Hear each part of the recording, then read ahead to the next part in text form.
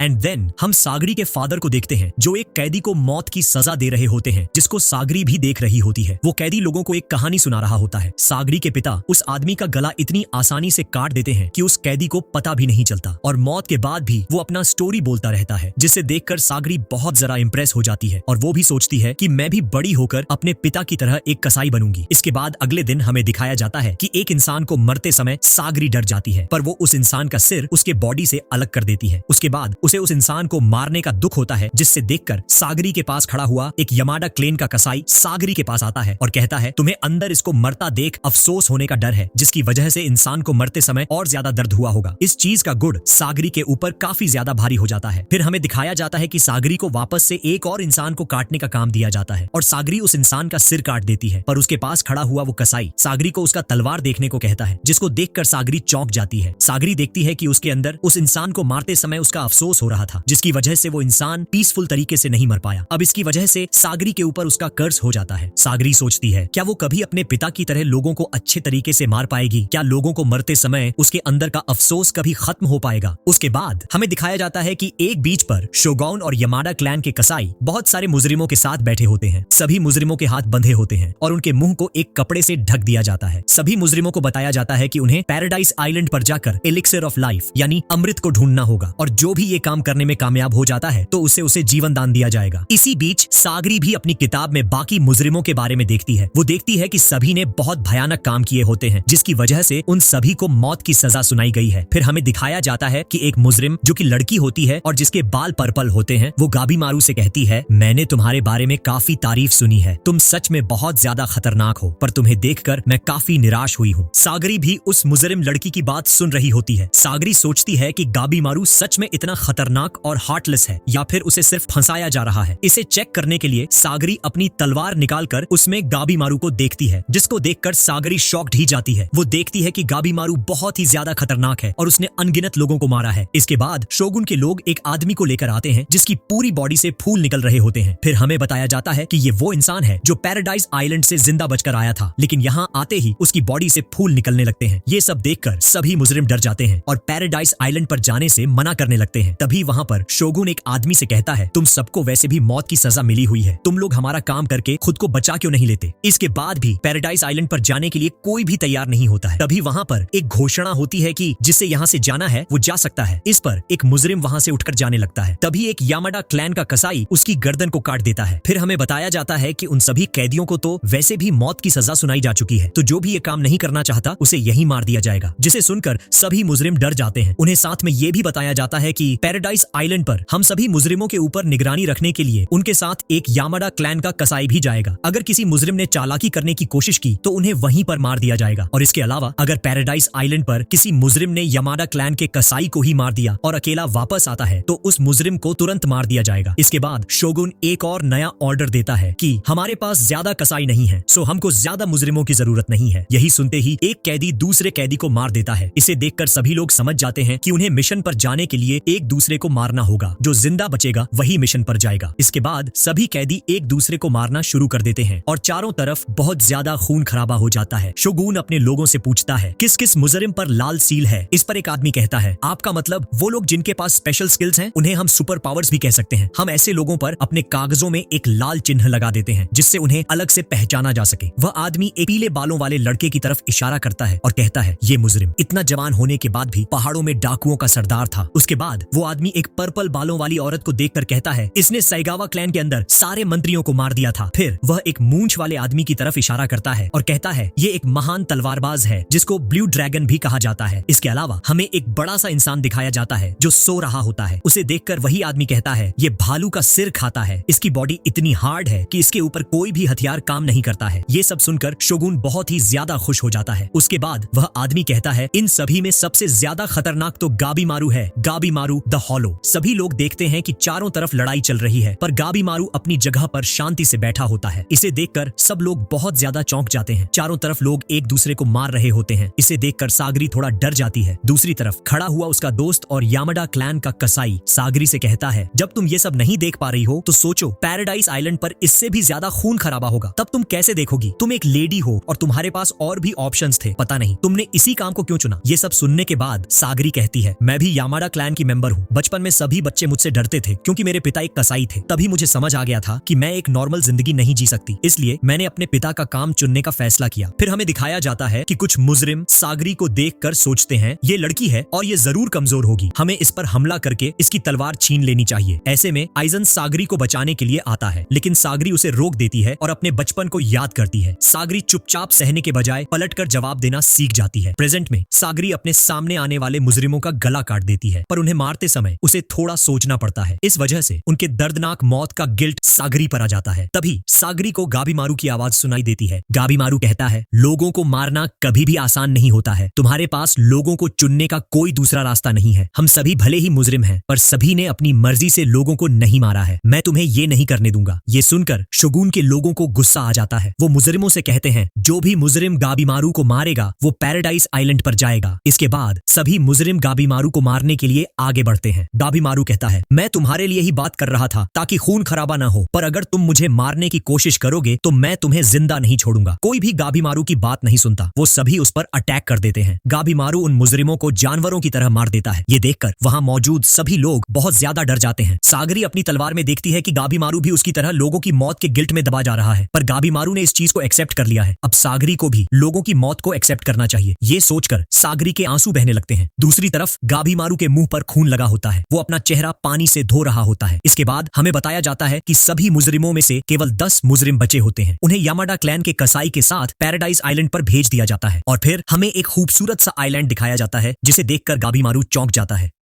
फिर वहां से सीन शिफ्ट हो जाता है और हमें इवागाकुरा का मुखिया दिखाया जाता है। वहां बहुत सारे लोग हथियारों से हमला करते हैं। तीर और तलवार मुखिया को लगते हैं, पर मुखिया को कुछ भी नहीं होता। ये सब गाबीमारू देख रहा होता है। हमें बताया जाता है कि मुखिया ने किसी आइलैंड से एक दवाई पी थी जिसकी वजह से वह अमर हो गया है। अगले सीन में हम देखते हैं कि सागरी और गाबीमारू आइलैंड पर पहुंच चुके होते हैं। गाबीमारू सागरी से कहता है, अमर होने वाली दवाई रियल में एग्जिस्ट करती है, पर यहाँ है इसका मुझे कोई आइडिया नहीं है। हमें दिखाया जाता है कि आइलैंड के चारों तरफ रंग बिरंगे फूल होते हैं। यह देखकर सागरी चौंक जाती है और कहती है, इस जगह को देखकर लगता है कि अमर करने वाली दवाई शायद यहाँ मिल सकती है। गाबीमारू कहता है, ये तो बहुत अजीब है कि आइलैंड पर इतने सारे फूल बिना किसी वजह के अच्छे से खिले हुए हैं। हमें यहाँ पर बचकर रहना होगा। ऐसा बोलकर गाबीमारू अपना हाथ खोल लेता है। इस पर सागरी गुस्सा करती है और वापस से हाथ बांधने को कहती है। गाबीमारू कहता है, उन्होंने केवल 3 दिनों का खाना और अमर करने वाली दवाई का फोटो दिया है। इससे मैं इस दवा को कैसे ढूंढूंगा? तभी सागरी गाबीमारू की तरफ तलवार लगाकर कहती है, चुपचाप अपने हाथ बांध लो। जब सागरी गाबीमारू का हाथ बांध रही होती है, तभी एक बड़ी सी लोहे की बॉल गाबीमारू को लगती है। वह दूर जाकर गिरता है। हमें दिखाया जाता है कि एक लाल मास्क वाला कैदी गाबीमारू पर अटैक करता है, जिसका नाम टोस्टेड क्वीन होता है। वह कहता है, मुझे तुम पर सारे हथियार टेस्ट करने हैं। गाबीमारू सागरी से कहता है, उसने तो अपना हाथ नहीं बांध रखा। तब सागरी उसके साथ वाले कसाई कीसो से पूछती है, इसके हाथ क्यों नहीं बंधे हैं? कीसो जवाब देता है, तुम सारे रूल्स को फॉलो करती हो, तभी तुम कसाई के रैंक में सबसे पीछे हो। मैं वापस जाते समय इसके हाथ बांध दूंगा। इस पर गाबीमारू भी अपने हाथ खोलने को कहता है, पर सागरी मना कर देती है। कीसो लगातार गाबीमारू पर अलग अलग हथियारों से हमला करता है, पर गाबीमारू पर उसका कोई असर नहीं होता। गाबीमारू उसके अटैक को अपने पैरों से रिवर्स कर देता है। एक हथियार जाकर कीसो को लग जाता है और वह गिर जाता है। यह देखकर सभी लोग चौंक जाते हैं। गाबीमारू कहता है, बंधे हुए हाथों से लड़ना थोड़ा मुश्किल है। फिर हमें क्वीन दिखाई देता है जो कहता है, अभी तो पार्टी शुरू हुई है। आगे के सीन में गाबीमारू क्वीन को मार देता है। उसके शरीर में बहुत से तीर और तलवार घुसे होते हैं। साथ वाला कसाई कीसो क्वीन का गला काट देता है और कहता है, अब मैं शांति से इसका सिर लेकर घर जा सकता हूँ। सागरी कहती है, आइलैंड पर 60 से भी ज्यादा लोग घूम रहे हैं, आप अपना ध्यान रखो। कीसो जवाब देता है, मेरी छोड़ो, तुम अपना ध्यान रखो। तुम सबसे लो रैंक हो और ये जो तुम्हारे साथ खड़ा है ये बहुत खतरनाक आदमी है। मैंने यहाँ तक आते हुए बहुत कुछ पहले ही देख लिया है। कीसो आगे कहता है, सारे कैदी एक दूसरे को मारने में लगे हुए हैं। कुछ कसाई को मारकर भागने की सोच रहे हैं। ये कैदी समझ के नियमों का पालन नहीं करते। वह सागरी को समझाता है, तुम भी रूल्स के चक्कर में मत पड़ो। तुम्हारी पहली प्रायोरिटी अमृत को हासिल करना होनी चाहिए। अगर तुम चाहो तो मैं इस क्रिमिनल को तुम्हारे लिए मार सकता हूँ। यह सुनते ही गाबीमारू कीसो की तलवार पकड़ लेता है और कहता है, मुझे अमृत की दवा लेकर बस अपनी बीवी से मिलना है, मुझे और कुछ नहीं चाहिए। इसके बाद गाबीमारू सागरी से कहता है, अब हमें चलना चाहिए। यह कहकर गाबीमारू वहां से जाने लगता है। कीसो कहता है, तुम्हें थोड़ा और जल्दी करना चाहिए, कुछ घंटे में सब कुछ बदलने वाला है। इसके बाद अगला सीन दिखाया जाता है जहां सागरी का एक कसाई दोस्त एक बड़े से कैदी जिसका नाम रुकरियो होता है को मार कर खा लेता है। दूसरे कैदी भी एक दूसरे को मार देते हैं। जो कैदी कसाई को मारने की कोशिश करते हैं, कसाई उनका गला काट देता है। किशो आगे कहता है, इन सब के मरने के बाद और सारे लोग इस आइलैंड पर अमृत की खोज करने आएंगे। शोगुन ने एवागाकुरा के साथ एक डील साइन करी है जिसमें एवागाकुरा के निंजा अमृत की खोज में हमारी मदद करेंगे। यह सुनकर गाबीमारू थोड़ा डर जाता है। किशो आगे कहता है, अमृत खोजने में जो भी कसाई सफल होंगे उसे यामाडा क्लेन का मुखिया बनाया जाएगा। ये सुनकर सागरी भी चौंक जाती है। ये सब बोलकर किशो वहां से चला जाता है। सागरी किशो की बात सोचती है कि गाबीमारू के साथ उसने कुछ दिन का सफर किया है, पर अभी भी वो गाबीमारू को अच्छे से समझ नहीं पाई है। उसे गाबीमारू से बचकर रहना चाहिए। तभी गाबीमारू सागरी की एक तलवार छुड़ाकर सागरी पर हमला कर देता है।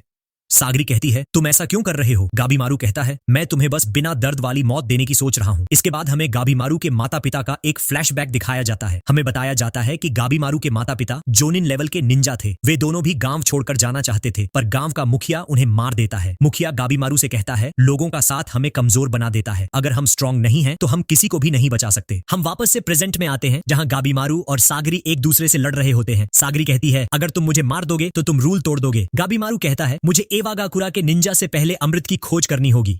तुम मेरे इस खोज में बाधा डाल रही हो। मैं तुम्हें जल्दी से मारकर अमृत को खोज लूंगा। दोनों लोग एक दूसरे पर हमला कर रहे होते हैं। सागरी सोचती है, मुझे गाबीमारू को जल्दी मारना होगा, पर मरते समय मैं बहुत ज्यादा सोच रही हूँ। असल में दोनों लोग एक दूसरे को मारना नहीं चाहते। फिर हमें गाबीमारू की पत्नी का एक फ्लैशबैक दिखाया जाता है। उसकी पत्नी कहती है, कोई किसी को नहीं मारना चाहता तो इसमें कोई बुराई नहीं है। तुम्हें अपने अंदर के इमोशंस को फॉलो करना चाहिए। एक बहादुर इंसान वही होता है जो अपने इमोशंस को एक्सेप्ट कर लेता है। हमें एक और फ्लैशबैक दिखाया जाता है जिसमें एक आदमी गाबीमारू से कहता है, मुझे माफ कर दो, मेरे घर पर मेरी पत्नी और बच्चे मेरा इंतजार कर रहे हैं। गाबीमारू थोड़ा रुक जाता है। वो आदमी गाबीमारू पर अटैक कर देता है, पर गाबीमारू उस आदमी को मार देता है और सोचता है, ये रिश्ते मुझे कमजोर कर रहे हैं। इसके बाद हम वापस से प्रेजेंट में आते हैं जहां गाबीमारू अपने हाथ से सागरी का गला काटने वाला होता है, पर वह रुक जाता है। गाबीमारू सोचता है, यही कमजोरी है। अगर ऐसा रहा तो मैं अपनी पत्नी से कभी नहीं मिल पाऊंगा। गाबीमारू गांव के मुखिया को याद करता है और कहता है, अगर तुम स्ट्रांग नहीं हो तो तुम किसी को बचा नहीं सकते। ऐसा सोचकर गाबीमारू सागरी पर एक जोरदार अटैक करता है। सागरी की तलवार टूट जाती है। यह देखकर सागरी बहुत ज्यादा डर जाती है और जैसे तैसे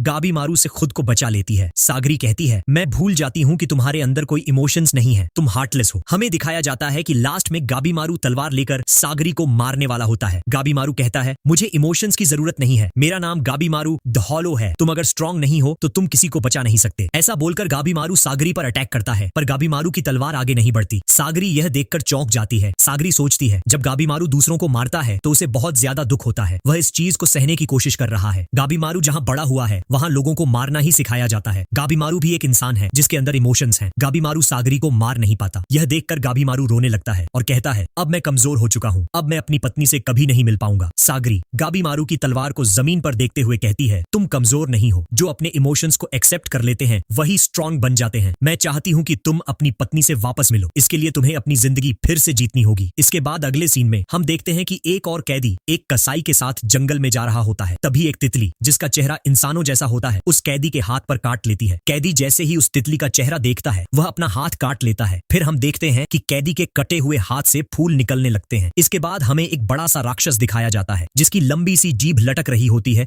और उसकी आंखों से हाथ निकल रहा होता है। यह देखकर वह कैदी और कसाई दोनों चौंक जाते हैं। दूसरी तरफ हम देखते हैं कि सागरी और गाबीमारू के सामने भी एक अजीब सा राक्षस खड़ा होता है जिसके ऊपर का हिस्सा मछली जैसा होता है और उसके बहुत सारे हाथ होते हैं। गाबीमारू सागरी को पीछे रहने के लिए कहता है।